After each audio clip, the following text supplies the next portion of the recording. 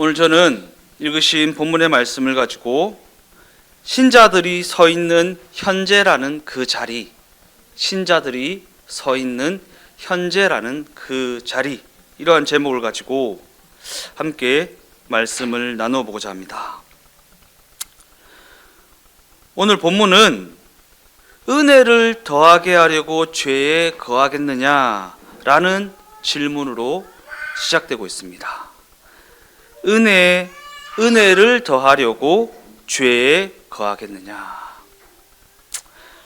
그리고 오늘 본문은 로마서 5장 20절에 율법이 들어온 것은 범죄를 더하게 하려 함이라. 그러나 죄가 더한 곳에 은혜가 더욱 넘쳤다. 라는 이 말씀을 받아서 이에 대해 이렇게 질문하고 있는 것입니다. 죄가 더한 곳에 은혜가 넘쳤다. 그런데 은혜를 더하게 하려고 죄에 거하겠느냐? 라는 질문입니다. 그러면서 사도 바울은 이에 대해 그럴 수 없다라고 단호하게 답하고 있습니다. 죄가 더한 곳에 은혜가 더욱 넘쳤다. 은혜를 더하게 하려고 죄에 거하겠느냐? 그럴 수 없다. 왜냐하면 죄가 넘친 곳에 은혜가 더욱 넘쳤다라는 이 말씀은 하나님이 우리에게 베푸신 그 구원이 모든 죄를 뒤덮어 버릴 만큼 크다는 의미이지 죄를 더 지으라 라는 말이 아니기 때문입니다. 그러한 관점에서 이 구절은 흔히 무한 리필이라는 의미로 오해되기도 합니다. 무한 리필. 뭐가 무한 리필입니까? 은혜가 무한 리필입니다. 제가 예전에 대학교에서 신학 공부할 때 저희 학교 바로 옆에 맥도날드가 있었어요. 맥도날드가 있었는데 거기는 무한 리필입니다. 뭐가요? 콜라가요. 그래서 제가 콜라 중독이었어요. 콜라 중독. 제일 큰 컵을 사면 플라스틱 컵인데 이 플라스틱 컵이 이게 페인트로 이렇게 맥도날드 이렇게 적혀 있잖아요. 이거를 원래는 다 먹고 나가면서 버려야 돼요. 집에 들어가서 설거지 해와서 또 먹고 설거지 해와서 또 먹고 이렇게 나중에 맥도날드라는 페인트가 다 지워져요. 무한 리필을 하다 보면 중독됩니다. 중독됩니다. 뭐가 중독됩니까? 죄에 중독됩니다. 죄를 지으면 또 은혜가 베풀어지고 또 은혜가 베풀어지고 또 은혜가 베풀어진다고 해서 죄 짓는 것을 안일하게 생각하다가는 중독되어 버리고 만다라는 것입니다. 이처럼 우리는 이 은혜라는 것을 무한 리필처럼 우리가 아무리 죄를 지어도 하나님의 은혜는 계속해서 베풀어진다라는 고약한 생각을 할 때가 많이 있다라는 것입니다. 그리고 사도 바울은 이와 같은 고약한 생각에 대해 은혜를 더하게 하려고 죄를 더한다라는 것이 말이나 되는 생각이냐? 이는 은혜가 무엇인지 알지 못하고 있다라는 증거 아니겠느냐라는 책망을 하고 있는 것입니다. 왜냐하면 은혜라는 것은 지우개와 같이 죄를 지우는 어떠한 기계가 아니기 때문입니다. 지우개와 같이 죄를 지우는 기계가 아니다. 이와 같은 관점을 가지고 출애굽기 19장 1절에서 6절까지의 말씀을 읽어보겠습니다. 이스라엘 자손이 애굽 땅을 떠난 지 3개월이 되던 날 그들이 시내 광야에 이르니라. 그들이 르비딤을 떠나 시내 광야에 이르러 그 광야에 장막을 치되 이스라엘이 거기 산 앞에 장막을 치니라. 모세가 하나님 앞에 올라가니 여호와께서 산에서 그를 불러 말씀하시되 너는 이같이 야곱의 집에 말하고 이스라엘 자손들에게 말하라. 내가 애굽 사람에게 어떻게 행하였음과 내가 어떻게 독수리 날개로 너희를 업어 내게로 인도하였음을 너희가 보았느니라. 세계가 다 내게 속하였나니 너희가 내 말을 잘 듣고 내 언약을 지키면 너는 모든 민족 중에서 내 소유가 되겠고 너희가 내게 대하여 제사장 나라가 되며 거룩한 백성이 되리라. 너는 이 말을 이스라엘 자손에게 전할지니라. 여기서 우리가 집중하는 말씀은 무엇입니까? 너희가 내 말을 잘 듣고 내 언약을 지키면 너희는 내 소유가 되고 내 백성이 된다 라는 말씀에 늘 집중해 오지 않습니다. 그 전에 무슨 얘기가 되어졌는지는 전혀 관심이 없고 이 말에 집중합니다. 그래서 하나님 말씀 잘 지키면 하나님 백성 되는구나, 하나님 언약을 잘 지키면 하나님의 소유가 되는구나 라는 식으로 딱 오해하기 좋은 말씀입니다. 딱 오해하기 좋은 말씀. 그러나 이 구절은 우리가 오해하는 것처럼 어떠한 조건을 제시하고 있는 말씀이 아니다라는 사실입니다. 왜냐하면 이는 이스라엘이 이제 하나님의 말씀을 들을 수 있게 되었고 그 언약을 지킬 수 있게 되었다라는 그들이 선 자리를 이야기하고 있는 것이기 때문입니다. 지켜라 백성 삼아 줄게가 아니라 너희는 이제 내 말을 들을 수 있게 되었고 내 말을 지킬 수 있는 자리에 서게 되었다라는 이야기를 하고 있다라는 것입니다. 즉 이 말씀은 이스라엘이 이제 하나님의 다스림에 순종할 수 있는 자리에 이르게 되었다라고 하는 선언이고, 종되었던 자리에서 시간적으로나 지리적으로나 벗어나게 되었다라는 것을 선언하는 말씀이라는 것입니다. 이스라엘 자손이 애굽을 떠난 지 3개월이 되던 날 그들이 시내 광야에 이르러 시간적으로나 지리적으로나 애굽에서 벗어나서 이제 하나님의 말씀을 들으며 하나님의 인도하심을 따라 하나님의 백성답게 살 수 있는 자리에 서게 되었다 라는 말씀이라는 것입니다. 우리가 구원에 대해 이야기할 때에 이와 같은 시간적 순서에 염두를 두지 않으면, 우리가 지난번에 살펴보았던 것처럼 말입니다, 그와 같은 시간적 순서에 염두를 두지 않으면 그저 잘한 사람과 못한 사람, 옳음과 그름으로 나뉘는 행위에 사로잡히게 된다라는 것입니다. 그저 그냥 말을 잘 지키면, 언약을 잘 지키면 라는 식의 흑백 논리요, 잘한 사람과 못한 사람, 지킨 사람과 안 지킨 사람, 옳은 사람과 그른 사람, 이렇게 그것을 나누는 행위라는 기준에 사로잡히게 된다. 그리고 우리는 은혜를 논할 때에도 자꾸 이런 식의 이분법적 사고에 사로잡힐 때가 얼마나 많이 있습니까? 은혜인데요, 대가가 아니고 보상이 아닌데요, 은혜인데요. 저 사람은 은혜를 받을 만해. 말이 안 되는 말이에요. 이게 은혜를 받을 만해 라는 말은 말이 안, 은혜를 받을 만해서 베풀어지는 것은 더 이상 은혜가 아니기 때문에, 그죠? 은혜를 받을 만한 상황은 없습니다. 그냥 은혜는 은혜죠. 무슨 은혜를 받을 만한 상황이 있습니까? 은혜를 받을 만한 행위가 있습니까? 아니요. 은혜는 그런 거 없이 베풀어지는 게 은혜이기 때문에 은혜를 받을 만한 사람이라는 말은 말이 안 되는 말이라는 것입니다.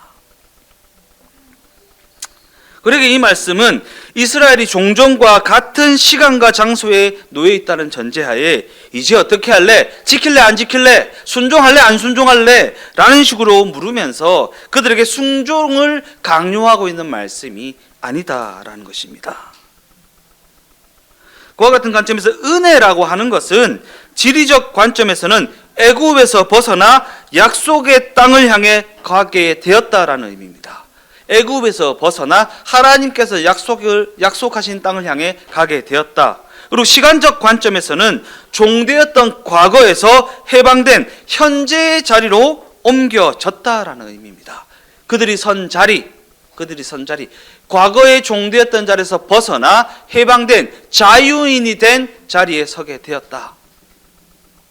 즉 죽을 수밖에 없는 운명이 정리되어지고 새로운 현재가 그들에게 열려졌다는 것인데, 그럼에도 은혜로 말미암은 이 현재는 과거의 사건이 누적되어서 생긴 결과가 아니다라는 것입니다. 과거에 내가 어떠했기 때문에, 과거에 내가 은혜 받을 만했기 때문에 생겨난 결과가 아니다라는 것입니다.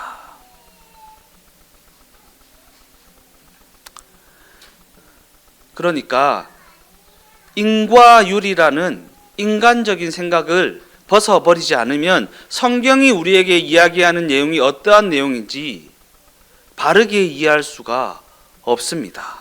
예. 그래서 제가 여러 번 양육 모임을 할 때나 설교를 할 때나 할 때 이념에서 벗어나지 않으면 성경이 우리에게 가르친 내용을 제대로 이해할 수 없다는 얘기를 계속 하는 이유가, 이념은요 사람의 생각입니다. 사람의 어떠함에 집중하는 것입니다. 저 사람이 괜찮나? 이 사람이 괜찮나? 예. 근데 이념은 진리가 아니잖아요. 예. 근데 성경은 진리입니다. 완전히 다른 거예요. 우리가 이념에서 벗어나지 않으면, 좌파 우파 이와 같은 이념에서 벗어나지 않으면 하나님이 우리에게 가르치는 성경의 내용을 이해할 수가 없습니다. 이념은 사람의 중심으로 모든 논리를 전개하지만 성경은요 하나님 중심으로 모든 이야기를 하고 있기 때문입니다. 로마서 5장 1절 말씀입니다. 그러므로 우리가 믿음으로 의롭다 하심을 받았으니 우리 주 예수 그리스도로 말미암아 하나님과 화평을 누리자. 우리 신자들은 모두 예수 그리스도를 믿음으로 말미암아 의롭다 하심을 받은 자들입니다. 성경은 이 일을 완료형을 써서 기록하고 있습니다. 될 것이다가 아니라 되었다라고 말합니다. 네가 지키면 될 것이다, 네가 기도하면 될 것이다, 네가 성경 읽으면 될 것이다가 아니고 되었다라는 완료형을 써서 기록하고 있습니다. 과거가 예수로 말미암아 해결되어지고 지금은 하나님과 화목한 자리에 서게 되었다라는 완료형을 써서 기록하고 있습니다. 네가 그렇게 하면 그렇게 될 거야가 아니라 이미 되었다에서 시작됩니다. 즉 이미 얻었으니 곧 이것이 우리에게 주어진 현재이니 이제는 그 현재를 좀 누려라. 예. 내 현재를 보면 마음에 안 들잖아요. 이게 구원받은 인생이 맞나? 구원받은 현재가 맞나? 라는 생각이 들 때가 많이 있잖아요. 그래서 아니겠지. 이렇게 고달프고 힘들고 고단한 인생이 구원받은 인생일 턱이 없어. 내가 기도 더 많이 해서 구원받은 자리에 가야지. 내가 더 많이 헌신해서 하나님의 복을 받아야지 라는 식으로 다른 것으로 내 신앙을 증명하려고 하지 않냐라는 것입니다. 로마서 5장 2절입니다. 또한 그로 말미암아 우리가 믿음으로 서 있는 이 은혜에 들어감을 얻었으며 하나님의 영광을 바라고 즐거워하느니라. 이 또한 우리가 믿음으로 서 있는 이 은혜에 들어감을 얻었다라고 말하면서 우리의 현재를 이미 은혜에 들어감을 얻은 현실이라는 완료형을 써서 표현하고 있다라는 거. 완료형이요. 완료형. 지금 우리가 이미 은혜의 자리에 들어와 있다라는 것입니다. 상황과 환경과 여건은 내 마음에 안 들지는 모르겠지만 이미 들어와 있다라는 것입니다. 오늘 찬양 고백했잖아요. 나의 나된 것은 다 하나님 은혜라. 나의 나된 것은 다 하나님 은혜라. 이 은혜의 고백은 언제 하는 것입니까? 성공했을 때만 하는 것입니까? 높은 자리에 섰을 때만 하는 것입니까? 대상 받았을 때만 하는 것입니까? 나의 나된 것은, 내가 대상 받은 것은 다 하나님 은혜입니다 라는 식으로 내가 높은 자리에 섰을 때만 하는 고백이냐? 아니요. 고달프고 고단하고 힘든 그 상황에 있는 나도 나의 나된 것은 다 하나님의 은혜라고 고백할 수 있어야 하지 않냐라는 거예요. 왜 성공했을 때만 이 고백합니까? 왜 세상적으로 우러러하는 자리에 섰을 때만 나의 나된 것은 하나님의 은혜라고 고백합니까? 아니요. 지금 고달프고 힘들고 어렵지만 이 자리에 동행하시는 하나님으로 말미암아 내가 나의 나된 것은 하나님의 은혜라고 고백할 수 있어야 하는 것 아닙니까?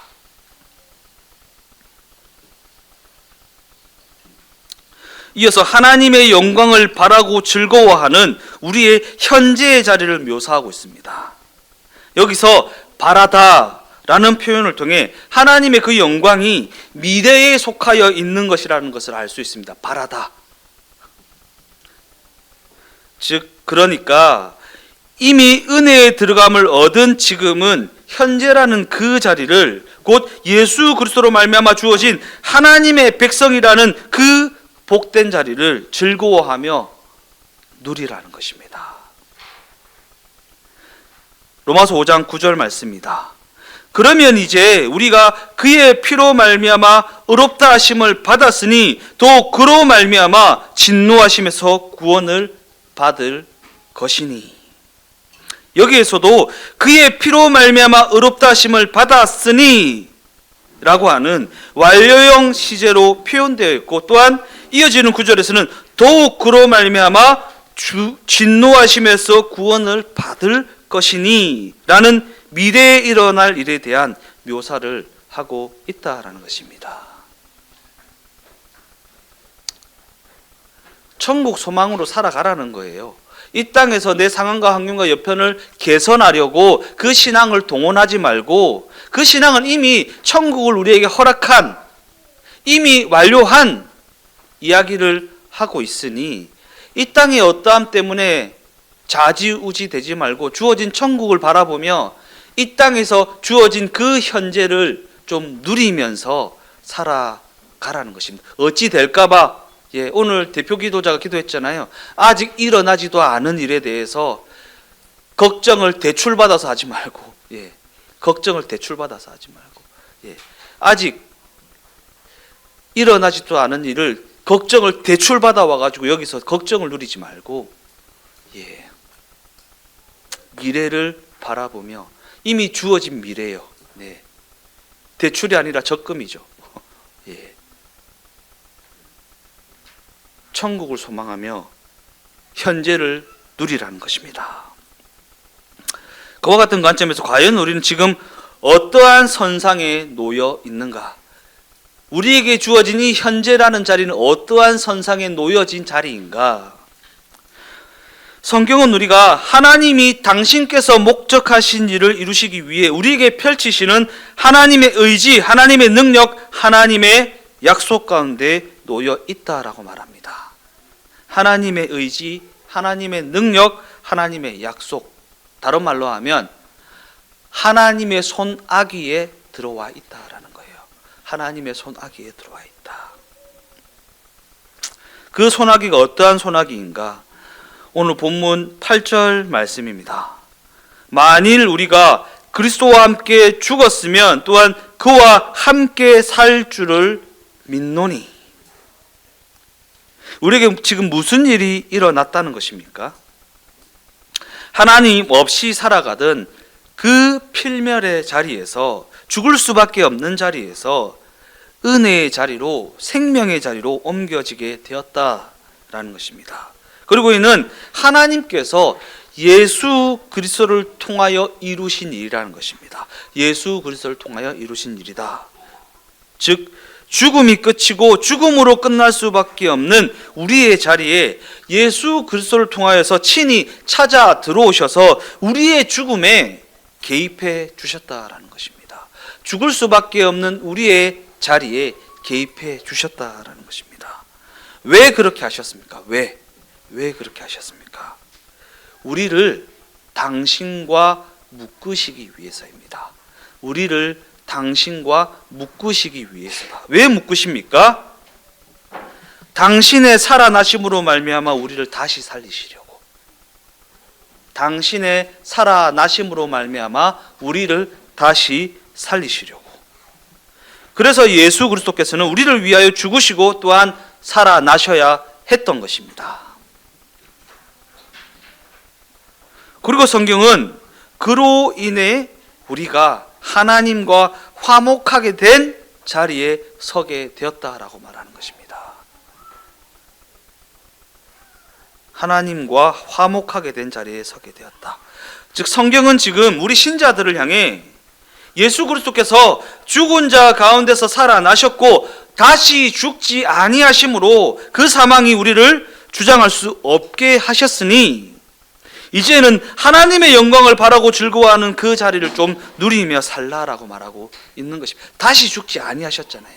예수님이 다시 죽으셨으면 사망이 여전히 우리에게 영향력을 미칠 것인데 다시 죽지 아니하심으로 부활 승천하심으로 말미암아 이제 사망이 우리를 주장할 수 없게 되었으니 이제는 좀 걱정을 대출받아 살 것이 아니라 하나님의 영광을 바라고 즐거워하는 그 자리를 누리면서 좀 살아가라라고. 내 마음에 안 들 수 있지만, 내 스타일이 아닐 수 있겠지만 그럼에도 불구하고 그 자리를 한번 누려보라고 이야기하고 있는 것입니다. 죄로 가득한 이 세상은 죽으면 그것으로 그 영향력이 끝나는 곳이기 때문입니다. 더 나아가 죽음이라는 것은 죄가 더 이상 영향을 미치지 못하게 하는 장치이기 때문입니다. 그래서 죽으셨던 거예요. 죽음이라는 것은 죄의 영향력이 더 이상 미치지 못하게 하는 장치이다. 그리고 우리는 죄에 대하여 이미 죽었기 때문에 그 영향력에서 벗어났다는 것이고, 이는 그 죽음으로 말미암아 그와 같은 죄의 영향력이 우리에게 미칠 수 없게 되어졌기 때문이라는 것입니다. 죽음이요, 죽음. 우리는 죽음이라는 것을 나쁜 것으로, 안 좋은 것으로만 단정 지어버리지만 하나님은 그 죽음마저도 선한 것으로 사용하십니다. 죄의 영향력이 우리에게 미치지 못하는 것. 우리는 나라가 망하는 것을 굉장히 나쁜 것으로만 생각하지만 하나님은 이스라엘이 망하는 것을 통해 그들에게 죄가 끊어지게 하셨습니다. 죄가 끊어지게 하셨습니다. 우리가 예전에 한 2년 전에 그 정교인 수련회 때 오두막이라는 영화를 봤잖아요. 그 오두막이라는 영화에서 그 천사가 그 주인공한테 뭐라고 합니까? 내 좌절, 내 핍박, 내 고통, 내 상처, 그런 것들을 막 하면서 이래도 하나님이 살아계신 겁니까? 라고 따져 물으니까 당신은 그 모든 것을 나쁜 것으로 단정 짓고 있군요 라고 얘기하잖아요. 아니요. 나된 것은 다 하나님의 은혜라. 내게 임하여 있는 내가 원하지 않는 상황과 환경과 여건들, 그런 것들을 그냥 악으로만 단정 짓지 마십시오. 하나님이 더욱 선한 것을 이루시기 위한 과정이라고 생각하셔야 됩니다. 하나님의 은혜라고 생각하셔야 됩니다. 왜냐하면 신자가 선 그 자리는 이미 은혜 아니기 때문입니다. 은혜가 베풀어지고 있는 자리이기 때문입니다. 그러니까 내 그 자리가 마음에 안 든다고 바꿔달라고 하지 마세요. 하나님이 모든 것을, 나보다 나를 더 잘하시는 그 하나님께서 딱 맞게 허락해 놓으신 자리이기 때문입니다. 성경은 예수 그리스도께서 하나님에 대하여 살아계심으로 말미암아 그와 묶여진 우리는 그로 인해 하나님과 화목한 자로 살아가게 되어졌다고 말하고 있는 것입니다. 하나님과 화목하게 되어졌다. 상황은 나쁘고 환경은 내가 원하지 않는 환경일 줄은 모르겠지만 그럼에도 불구하고 그 자리에 뭐가 허락되어졌다고요? 하나님과 화목한 것이 허락되어졌다. 하나님과 동행하는 걸음을 걸어낼 수 있게 되어졌다라는 거예요. 본문 10절에서 11절까지의 말씀입니다. 그가 죽으심은 죄에 대하여 단번에 죽으심이요 그가 살아계심은 하나님께 대하여 살아계심이니 이와 같이 너희도 너희 자신을 죄에 대하여는 죽은 자요 그리스도 예수 안에서 하나님께 대하여는 살아있는 자로 여길지어다. 이 지점이 바로 과거와 현재와 미래가 예수 안에서 연결되어지는 지점입니다. 과거와 현재와 미래가 예수 안에서 연결되어지는 지점. 그리고 우리가 죄에 대하여는 죽은 자요 하나님께 대하여는 살아있는 자로 여길 수 있는 것은 오직 예수 안에서만 가능한 일이라는 것입니다. 예수님을 그 계산에 넣지 않고서는 결코 죄에 대하여는 죽은 자요 하나님에 대하여는 살아있는 자로 여길 수가 없다라는 거예요.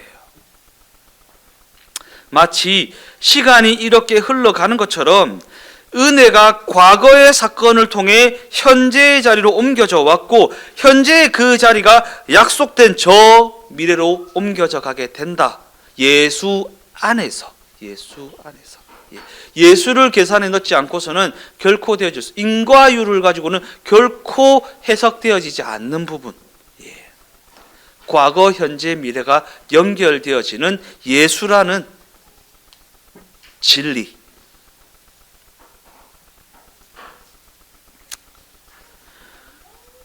시간을 되돌릴 수 없는 것 같이 이 은혜의 여정도 되돌릴 수가 없다라는 거예요. 과거의 구원이 일어났다라는 거. 과거라는 시간에 구원의 완성을 하나님께서 숨겨 놓았다라는 그게 은혜입니다. 그러면서 성경은 신자가 머물고 있는 현재라는 이 시간은 미래를 향해 가는 과정이고 하나님께서 의도하신 일이 성취되는 시간이기에 내 생각과 내 기준과 내 취향과 같은 것을 가지고 쉽게 섣부른 판단을 해서는 안 된다라고 말하고 있는 것입니다. 이 현재라는 시간은 미래를 향해 가는 과정이다. 그리고 하나님께서 의도하신 일이 이루어지는 시간이다. 그러니까 내 생각이나 내 기준이나 내 취향을 가지고 이것이 나쁘다, 옳다, 악하다, 선하다라고 섣불리 판단하지 말라라는 것입니다. 물론 우리는 직면하여 있는 이 현재라는 시간을 매우 불안하게만 생각합니다. 어찌 되면 어떡하지? 이렇게 되면 어떡하지? 저렇게 되면 어떡하지? 라는 걱정이 많습니다. 그래서 그 현재를 향해 그저 잘했다 못했다 라는 식의 세상적인 성공과 실패를 판가름하는 세상적인 기준을 들이대는 것밖에는 할 줄 모릅니다. 세상적인 기준을 들이대서 잘했다, 못했다, 잘못됐다, 성공이다, 실패다 라는 식으로 내 인생을 너무나도 섣불리 판가름 내버릴 때가 많이 있지 않습니까? 이 생에서 인생은 이제는 그거 됐다 이런 식으로 답이 없다 이런 식으로 말입니다. 아니요. 그를 판단할 만한 실력도 없고 자격도 없는 우리가 왜 내 눈에 맞지 않다고 해서 그것을 판단해 버리냐라는 것입니다. 이렇게 어리석기만 한 우리에게 성경은 이렇게 이야기합니다. 네가 아무리 그와 같이 어리석게 굴어도 네 어떠함이 시간을 되돌릴 수는 없다. 내 어떠함이 시간을 되돌릴 수는 없다. 무슨 말입니까? 과거에 이루어진 그 십자가를 바꿔버릴 수는 없다. 하나님께서 구원의 완성을 과거에 숨겨놓은 것, 이게 은혜라는 거예요. 너무나도 고마운 말씀 아닙니까? 이것이 은혜 아닙니까? 내 어떠함으로 말미암아 하나님께서 이루어 놓으신 그 구원이 결코 달라지지 않는다라는 거. 하나님께서 그 구원을 시간의 흐름에 숨겨 놓으셨다라는 거. 이게 은혜입니다. 이게 기독교가 가르치는 구원의 위대함입니다. 구원의 위대함. 즉 이 하나님의 구원 사건은 시간 속에서 일어난 일이기에 사람의 어떠함이 결코 되돌릴 수 없다라는 것입니다. 시간은 우리의 못난 것 때문에 역행하지 않는다는 것, 이것이 은혜이고 이것이 얼마나 다행스러운 일입니까? 내 어떠함으로 말미암아 내 구원이 달라지지 않는다라는 것. 왜요? 내 어떠함으로 말미암아 구원받은 게 아니기 때문에. 예수 안에서 얻은 그 구원을 제대로 누리지도 못하고 늘 원망을 늘어놓고 늘 다른 곳으로 자신을 확인하려 했던 너무나도 한심한 인생임에도 불구하고 신자는 구원 이전의 자리로 돌아갈 수가 없습니다. 그 누구도 과거로 돌아갈 수 있는 존재는 없기 때문입니다. 신자는 과거의 자리로 돌아갈 수 없다는 것, 이것이 바로 기독교 신앙입니다. 기독교 신앙. 그러기에 우리가 얼마나 이해했으며 얼마나 충성하고 있으며 얼마나 헌신 봉사했으며 얼마나 감사하며 살아가고 있는지는 2차적인 문제입니다. 2차적인 문제. 그것 때문에 이렇게 되는 게 아닙니다. 2차적인 문제. 그와 같은 관점에서 하나님의 이와 같은 일하심에 대한 이야기를 하면 우리는 그럼 나는 아무것도 할 게 없네요. 기도도 안 해도 되겠네요. 뭐 예배도 뭐 안 드려도 되겠네요. 뭐라는 식으로 반항적인 질문을 던질 때가 있지 않습니까? 예. 왜 그런지 모르겠습니다. 나 아무것도 안 해도 되고 기도도 안 해도 되고 전도도 안 해도 되고 봉사 헌신도 안 해도 되네요. 라는 식으로. 하나님이 다 하셨잖아요. 뭐 라는 식으로 말입니다. 이러한 반항적인 질문에 대한 엄중한 답변이 바로 오늘 본문 로마서 6장의 내용이라는 것입니다. 너희는 은혜라는 것이 얼마나 두렵고 떨리는 것을 그 내용으로 하고 있는지 알아야 한다. 그 내용이 무엇입니까? 네가 과거를 뒤돌아보며 버틸 때에도 하나님은 너를 이끌고 계셨다라는 사실을 잊지 말라. 과거를 뒤돌아보며 애굽으로 돌아가자.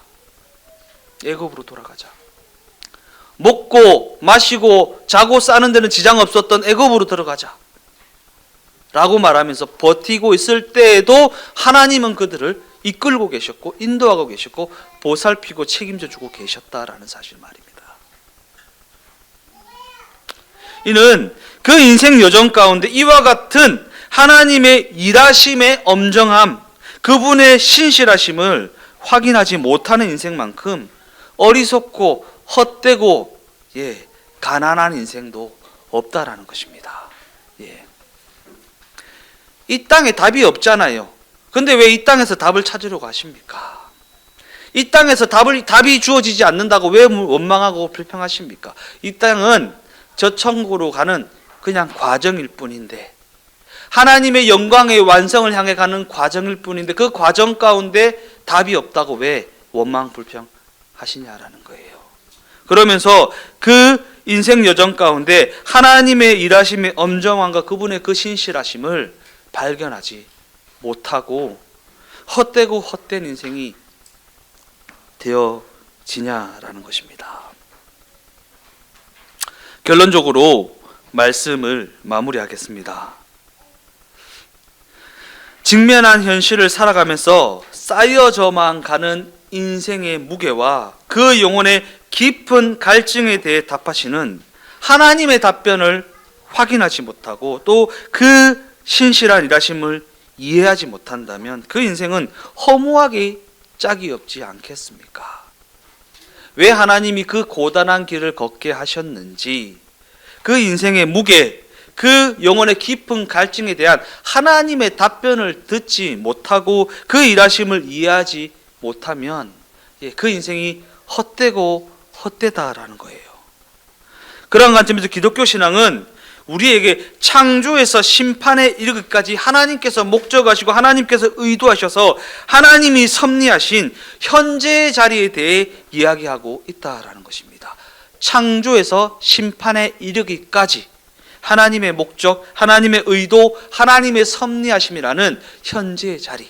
그러니까 나의 나된 것은 하나님의 은혜라라는 이 고백에 대해 이야기하고 있다라는 것입니다. 즉 기독교 신앙은 우리의 인생 여정을 그저 기적이나 세상적인 성공에 떠맡기는 것이 아니라 우리의 눈물과 실패를 가지고도 일하시는 하나님의 구체적인 일하심과 구체적인 개입하심에 대해 이야기하고 있다라는 거예요.